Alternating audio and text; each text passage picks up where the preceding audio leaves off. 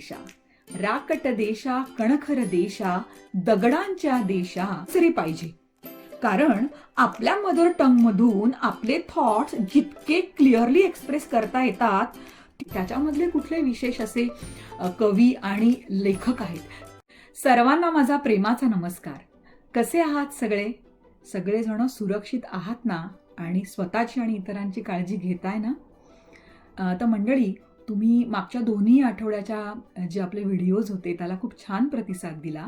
त्याबद्दल पुन्हा एकदा मनापासून आभार मानते. वेळेचं व्यवस्थापन आणि वजन कसं कमी करायचं ह्या अत्यंत जिव्हाळ्याच्या विषयावरती आपण बोललोत आणि तुम्ही तुमची जी काही मतंही मांडलीत, काही कमेंट्स केल्या, त्याबद्दल देखील खूप आभार. आता वळूया आजच्या विषयाकडे. मंगल देशा, पवित्र देशा, महाराष्ट्र देशा. मंगल देशा, पवित्र देशा, महाराष्ट्र देशा. प्रणाम घ्यावा माझा हे श्री महाराष्ट्र देशा. राकट देशा, कणखर देशा. राकट देशा, कणखर देशा, दगडांच्या देशा. नाजूक देशा, कोमल देशा, फुलांच्याही देशा. मंडळी, कवी गोविंदाग्रजांच्या या ओळींनी आजच्या या भागाची मी सुरुवात का केली आहे हे बऱ्याच प्रेक्षकांनी मला वाटतं आता पावे तो ओळखलं असेल. तर सर्वांना आता जो महाराष्ट्र दिन येतोय त्या 1 मेच्या महाराष्ट्र दिनाच्या खूप खूप शुभेच्छा. मंडळी, याच दिवसाचं औचित्य साधून एका विषयावरती मी आज बोलणार आहे. मंडळी, खरं तर आजच्या विषयाला हात घालण्यापूर्वी 2 गोष्टी मला नमूद कराव्याशा वाटतात. ते म्हणजे आपल्या सर्वांची जी खरी ओळख ही एक माणूस हीच आहे आणि माणुसकी हाच खरा धर्म आहे. परंतु हे माणूस पण जपत असताना आपल्या भाषेच्या, आपल्या संस्कृतीच्या, आपल्या संस्कारांच्या, आपल्या इतिहासाच्या माध्यमातून आपली प्रगती होत असते. आणि ह्या प्रगतीसाठी किंवा ह्या संवेदनशील मनाची कुठेतरी वाढ होण्यासाठी ह्या गोष्टी देखील तितक्याच आवश्यक असतात. त्यामुळे आपली जी अस्मिता आहे, आपली जी ओळख आहे ती जपणं यात काहीही गैर नाहीये.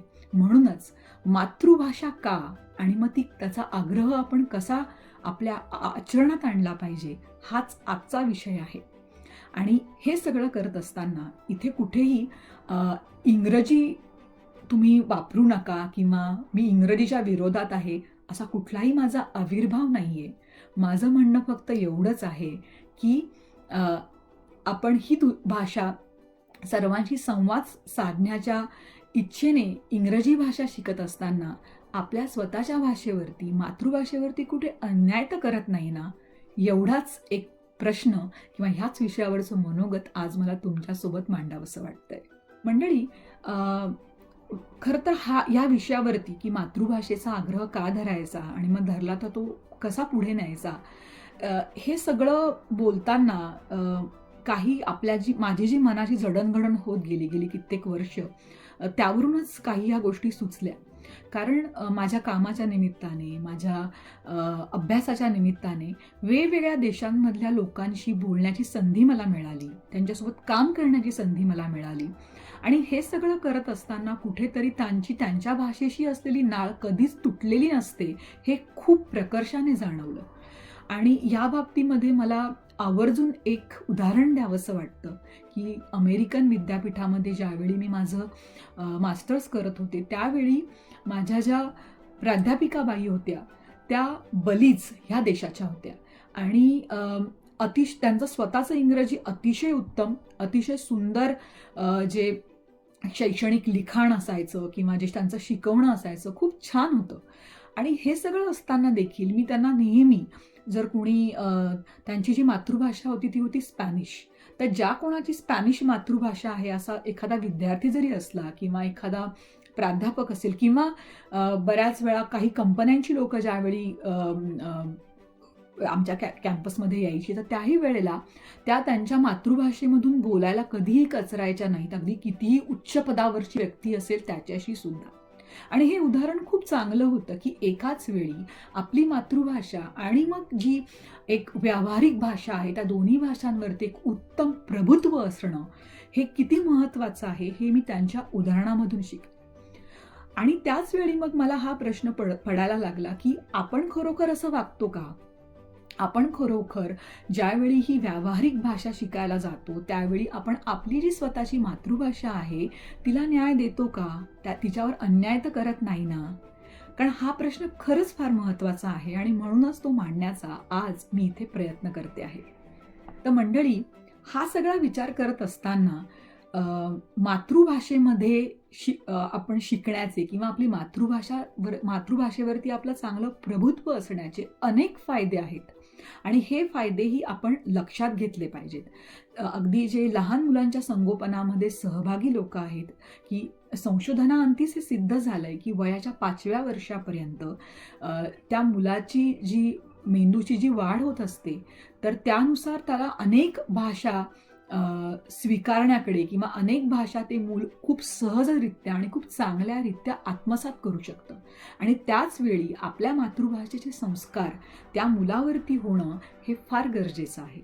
आणि ज्यावेळी हेही संशोधनाअंती सिद्ध झालंय की ज्यावेळी आपली मातृभाषा चांगली असते त्यावेळी पुढे जाऊन अनेक क्लिष्ट जे विषय आहेत ते समजून घेण्यासाठी, त्यांचं आकलन होण्यासाठी त्या भाषेचा पाया हा खूप उपयुक्त ठरत असतो. त्याचप्रमाणे ज्यावेळी याला बायलिंग्वल किंवा द्विभाषिक असणं असं म्हणतात की आपली स्वतःची आपली भाषा चांगली असणं आणि त्याशिवाय इंग्रजी भाषेवरही आपलं प्रभुत्व असणं, ज्यावेळी हे असं असतं त्यावेळी पुढे जाऊन देखील अनेक दुसऱ्या भाषा शिकण्याकडे देखील आपला कल हा जास्त असतो. कारण आपण लहानपणीच आपण दोन्ही वेगवेगळ्या भाषांचे जे काही साम्यभेद आहेत ते पडताळून बघितलेले असतात. आणि तुम्ही बघाल की अनेक देशांमध्ये, जपान आहे, जर्मनी आहे, या देशांमध्ये जर तुम्हाला नोकरी करायची असेल तर तेव्हा तुम्हाला त्यांची भाषा येणं हे आवश्यक आहे. आणि ती भाषा तुम्ही पटकन कधी शिकाल की ज्यावेळी लहानपणीच दोन्ही भाषांचे संस्कार अतिशय उत्तमरित्या तुमच्यावरती झालेले आहेत. आणि म्हणूनच हे खूप बौद्धिकदृष्ट्या आकलन होण्यासाठी किंवा प्रगती होण्यासाठी या दोन्ही भाषेंवरती तितकीच पकड असणं हे खरंच खूप महत्त्वाचं आहे. तर मंडळी, हा बौद्धिकदृष्ट्या किंवा एक रोजगार मिळण्यासाठी किंवा पुढे जाऊन एक आपली सामाजिक स्तरावरती प्रगती होण्यासाठी द्विभाषिक असणं किंवा आपली मातृभाषा आपल्याला चांगल्या रीतीने आत्मसात असणं आवश्यक आहेच. हा तर फायदा आहेच, परंतु ह्याच्या व्यतिरिक्त देखील काही गोष्टी अतिशय महत्त्वाच्या आहेत. कारण ज्यावेळी आपण म्हणतो की आपली मातृभाषा चांगली असणं, ती चांगली असणं म्हणजे नेमकं काय? कारण भाषा म्हणजे नेमकं काय? भाषा म्हणजे त्या भाषेच्या पाठीमागे असणारी संस्कृती, भाषा म्हणजे त्या पाठीमागे असणारा इतिहास, भाषा म्हणजे त्याच्या पाठीमागे असणारी अनेक सामाजिक आंदोलनं, अनेक सामाजिक आचारविचार. हे सगळं समजून घ्यायचं असेल तर तुम्हाला तुमची भाषा ही चांगल्या रीतीने येणं आवश्यकच आहे. आणि म्हणूनच माझा प्रश्न इथे हाच आहे की आपण व्यावहारिक जगामध्ये आपल्याला इंग्रजी भाषा वापरता आली पाहिजे.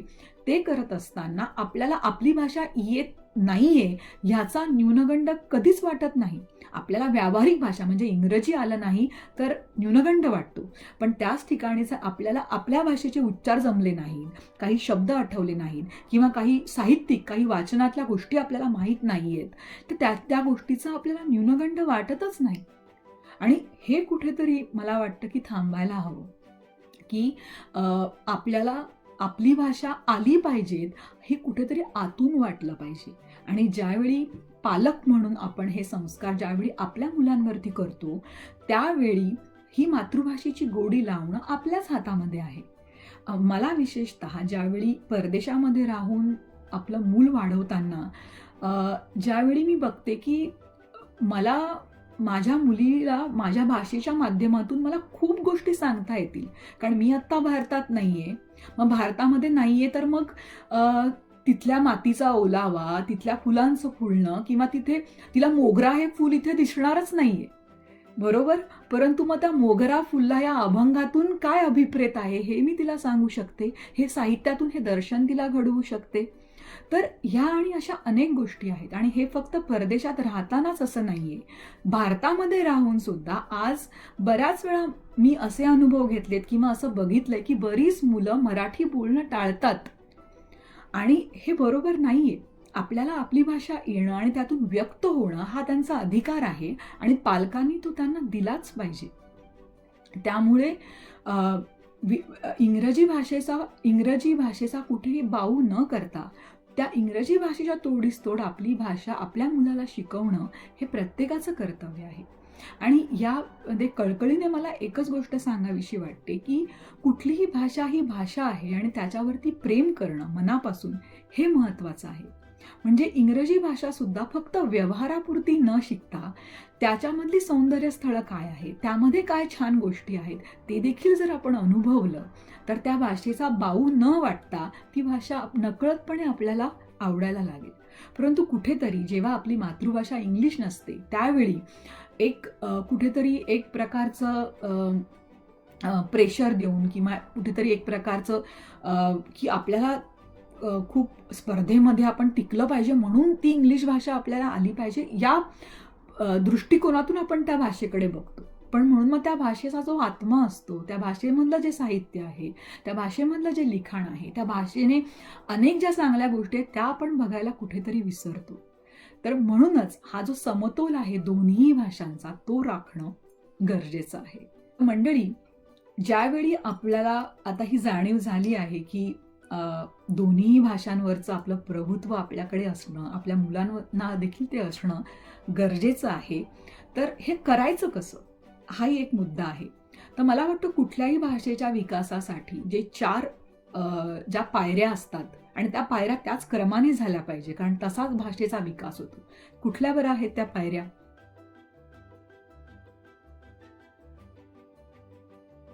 सगळ्यात महत्वाचं की आपण काय ऐकतोय, ऐकणं ही पहिली पायरी आहे. की आपल्या कानावर कशी भाषा पडतीये, कुठली भाषा पडतीये, त्यानुसारच आपल्या भाषेचे उच्चार होतात.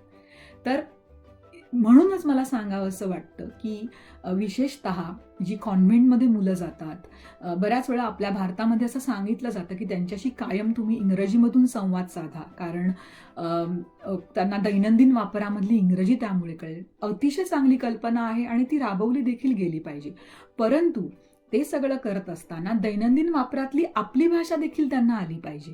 त्यामुळे तुम्ही ज्यावेळी तुमचं जे काही संवाद जो आहे तो तुम्ही तुमच्या मुलांशी ठरवता किंवा करता, त्यावेळी हा समतोल राखला जातोय का हे बघणं खूप गरजेचं आहे. कुठल्या वेळा तुम्ही इंग्रजी वापरताय, कुठल्या वेळा मराठी वापरताय, का वापरताय हे तुम्हाला कळलं पाहिजे. त्यामुळे विशेषतः आजी आजोबा असतात, आजी आजोबांनी प्रामुख्याने जर मातृभाषेतून त्या नातवांशी संवाद साधला तर ती भाषा पक्की व्हायला किंवा त्या भाषेमधले अनेक दाखले समजून घ्यायला त्या मुलांना खूप चांगली मदत होईल. त्यामुळे या दोन्ही भाषेंचा समतोल आपल्या घरामध्ये कसा राखता येईल, ह्याचं आपण एक उदाहरण जर आपण त्यांना घालून दिलं तर मला वाटतं ते फार फार बरं पडेल. ह्याच्यामध्ये मला आठवतं, माझी एक मैत्रीण आहे इथे आणि ती मला आठवत नाही पण तिची मातृभाषा मला वाटतं नेपाळी आहे आणि ती बऱ्यापैकी लंडनमध्येच वाढली आहे तिच्या लहानपणापासून. तर तिने मला सांगितलेलं की तिचे जे वडील होते लहानपणी तिला त्यांची मातृभाषा यावी म्हणून घरामध्ये ती जर त्यांच्याशी फक्त इंग्लिशमधून बोलत असेल तर वडील तिला उत्तरच द्यायचे नाही. मग जेपर्यंत ती तिच्या मातृभाषेमध्ये विचारत नाही ती गोष्ट, तेव्हा जेव्हा ती विचारायची तेव्हाच तिला ते उत्तर द्यायचे. तर ती म्हणे की अशामुळे माझं जे भाषेच्या वापराचं जे प्रमाण आहे माझ्या मातृभाषेचं इथे राहून देखील ते वाढलं. तर हे जिथे जी भाषा योग्य रीतीने वापरली गेली पाहिजे तिथे ती वापरली गेली पाहिजे. त्यामुळे ऐकण्यामधून मुलं ही भाषा खूप पटकन स्वीकारतात किंवा त्याचा परिणाम होतो. तर त्यावेळी तुम्ही घरामध्ये कुठली भाषा बोलतायत, कोणते शब्द वापरतायत, कुठले दाखले देतायत, ह्याचा आपण त्या बाबतीमध्ये खूप विचार करून ते केलं पाहिजे आणि ते महत्त्वाचं आहे की त्यामुळे ज्यावेळी एखादं मराठी भाषिक असेल त्यावेळी ते मराठीमध्येच बोललं गेलं पाहिजे. आणि एखाद्याला मराठी समजत नसेल आणि इंग्रजी भाषा समजणार नसेल तर तो पटकन बदल घडला पाहिजे. तुमचा जो संवाद आहे तो इंग्रजीमध्ये गेला पाहिजे हे त्या लहान मुलाला कळलं पाहिजे. आणि म्हणून प्रश्न हा आहे की 2 मराठी माणसं भेटल्यानंतर तुम्ही किती मराठी बोलताय हेही तितकंच महत्त्वाचं आहे आणि मुलं देखील तेच तुमच्याकडून शिकणार आहात. तर प्रामाणिक सल्ला की मुलांच्या कानावरती दोन्ही भाषांचा एक समतोल पडू द्या, त्यामुळे दोन्ही भाषा तेवढ्याच चांगल्या रीतीने विकसित होतील.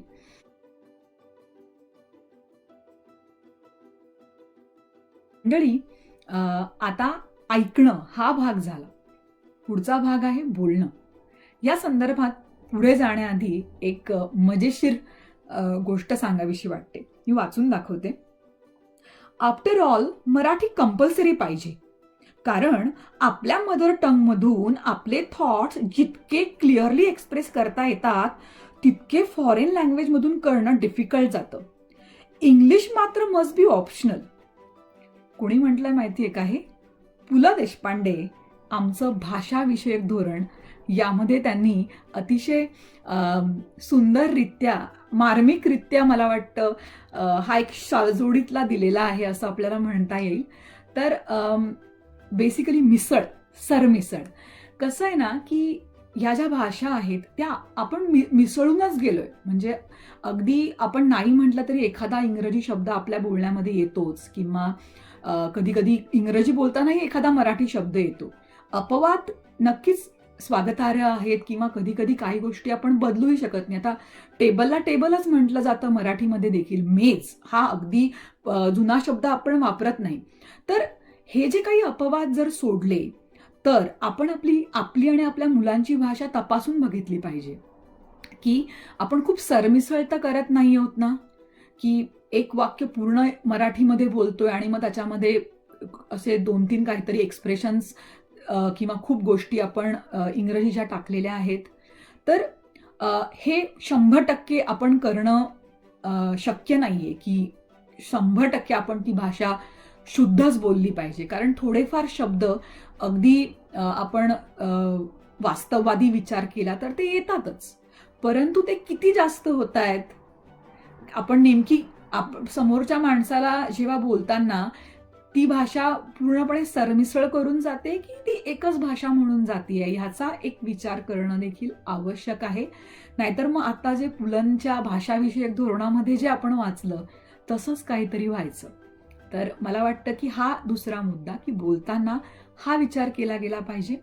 बोलताना अजून एक जो महत्वाचा भाग आहे तो म्हणजे भाषेचे उच्चार, की जी भाषा ती त्याच पद्धती त्याचा त्या भाषेचा जो लहेजा असतो तर त्या लहेजा सकटच ती भाषा आपण बोलली गेली पाहिजे. मग ती इंग्रजी असो, मग इंग्रजी मराठीसारखी बोलून उपयोग नाही, किंवा मग मराठी इंग्लिश सारखी बोलून उपयोग नाही. विशेषतः मला इथे परदेशामध्ये राहताना हे फार मोठं आव्हान आहे, की जी माझी लहान मुलगी आहे ती आता मराठी कुठल्याही प्रकारचा जो आपण एक ऍक्सेंट म्हणतो, की दुसऱ्या भाषेचा उच्चाराचा प्रभाव नाही असं बोलते, पण पुढे जाऊन केवळ इथेच राहण्यामुळे तो प्रभाव नक्कीच पडू शकतो. आणि ह्या बाबतीमध्ये मी स्वतः देखील प्रयत्न करते आहे संशोधन किंवा काही गोष्टी वाचून, की तो प्रभाव कमी करून आपली भाषा त्याच उच्चारांसकट कशी बोलली जाईल ह्यासाठी काय करता येईल. आणि मला वाटतं ह्या बाबतीत माझा अभ्यास अजूनही चालू आहे, आणि मला अजून ह्यामध्ये जर काही गोष्टी कळाल्या तर मी त्या तुमच्याशी नक्की तुम्हाला सांगेल. पण त्यातली एक गोष्ट म्हणजे जी करून बघण्यासारखी आहे ती म्हणजे संस्कृत, जी सर्व भाषांची जननी आहे. आणि त्या भाषेचे जर संस्कार आपण असेच लहान वयामध्ये केले तर आपल्या भाषेचे जे उच्चार आहेत ते तसेच राहण्यासाठी बऱ्यापैकी खूप चांगला उपयोग होतो. तर ही एक गोष्ट आहे, आणि त्या गोष्टीचा आपण एक अंदाज ठेवला पाहिजे, किंवा ती शक्यता आपण लक्षात घेतली पाहिजे.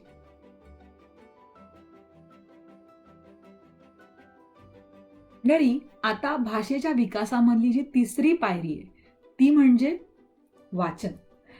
तर आता इथपर्यंत ठीक आहे, ऐकतोय आपण मराठी, बोलतोय आपण मराठी, पण आपलं वाचन कसं आहे, वाचनाचा व्यासंग कसा आहे, हे देखील तितकंच महत्वाचं आहे. आणि मला वाटतं पुन्हा एकदा मुलांच्या संगोपनामध्ये कुठल्या प्रकारची पुस्तकं आपण त्यांच्या हातात देतोय हे महत्वाचं आहे. मग मी जर मराठी आहे तर मग मला पु ल माहिती आहेत का?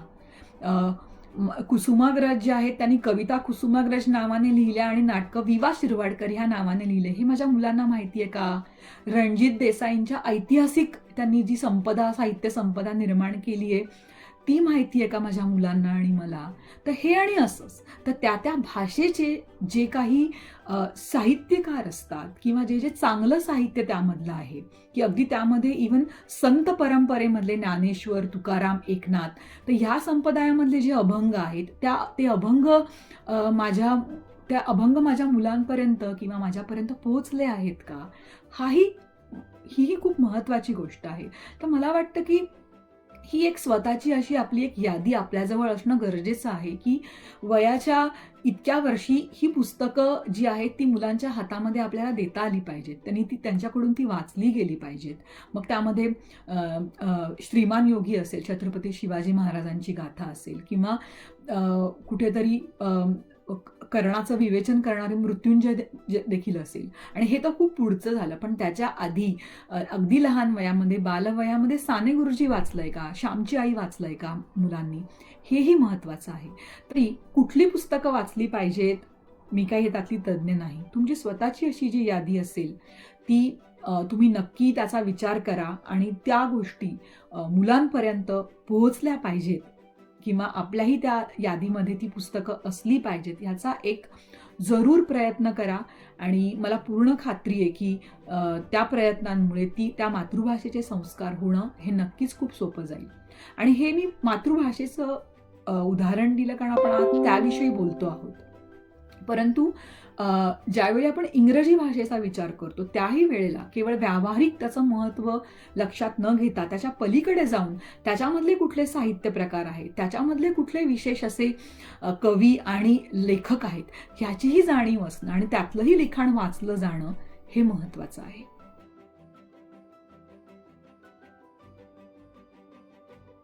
तर मंडळी, अशा रीतीने 3 पायऱ्या आपण बघितल्या या भाषेच्या विकासाच्या.